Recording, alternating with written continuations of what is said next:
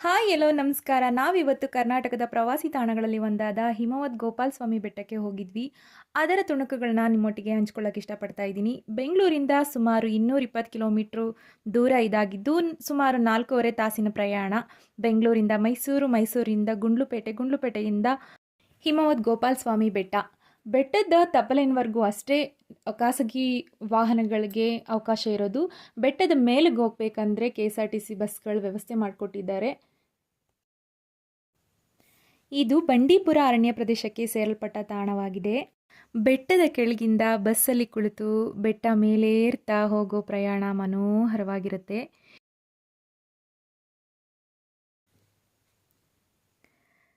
ಪರ್ವತ ಶ್ರೇಣಿಗಳಿಂದ ಆವೃತವಾದ ಅಭಯಾರಣ್ಯ, ಸುತ್ತಲೂ ಹಸಿರುವನ ನಮ್ಮ ಮಲೆನಾಡನ್ನು ಜ್ಞಾಪಿಸೋದಂತೂ ಖಂಡಿತ.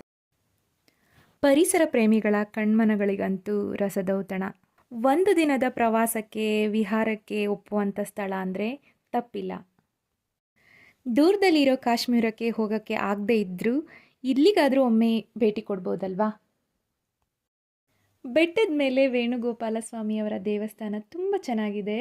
ದೇವಸ್ಥಾನದಲ್ಲಿ 3 ಹೊತ್ತು ಅನ್ನಪ್ರಸಾದ ವ್ಯವಸ್ಥೆ ಇರುತ್ತೆ. ವಾತಾವರಣ ಅಂತೂ ತುಂಬ ಚೆನ್ನಾಗಿದೆ. ಸದಾ ಮಂಜು ಮುಸುಕಿನ ವಾತಾವರಣ. ದೂರದಲ್ಲಿ ಮೋಡಗಳ ಥರ ಕಾಣಿಸುತ್ತೆ. ಹತ್ತಿರ ಬಂದು ತಂಪಾದ ಹೊಗೆಯಾಗಿ ಆವರಿಸುತ್ತೆ.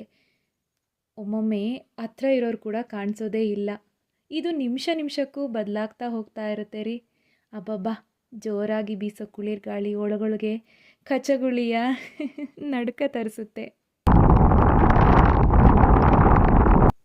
ಇಲ್ಲಿ ಬೆಟ್ಟದ ಮೇಲೆ ದೇವ್ರ ದರ್ಶನ ಮುಗಿಸ್ಕೊಂಡು ಮನೆ ಕಡೆ ಹೊರಡ್ತಾ ಇರೋ ಜನ ಬಸ್ಗಾಗಿ ಸಾಲಾಗಿ ನಿಂತಿದ್ದಾರೆ. ಈ ವ್ಯವಸ್ಥೆ ತುಂಬ ಚೆನ್ನಾಗಿದೆ. ಸದ್ಯ ಇದರ ಮೇಲೆಲ್ಲೂ ರೆಸಾರ್ಟ್ಗಳಿಗೆ ಅವಕಾಶವಿಲ್ವಂತೆ. ಇದು ಒಂಥರ ಒಳ್ಳೆಯದೇ ಅಲ್ವಾ. ಇದರಿಂದ ವನಸಿರಿಗೂ ವನ್ಯಜೀವಿಗಳಿಗೂ ಒಳ್ಳೆಯದಲ್ವಾ.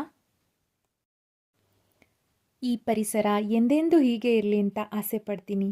Thank you for watching.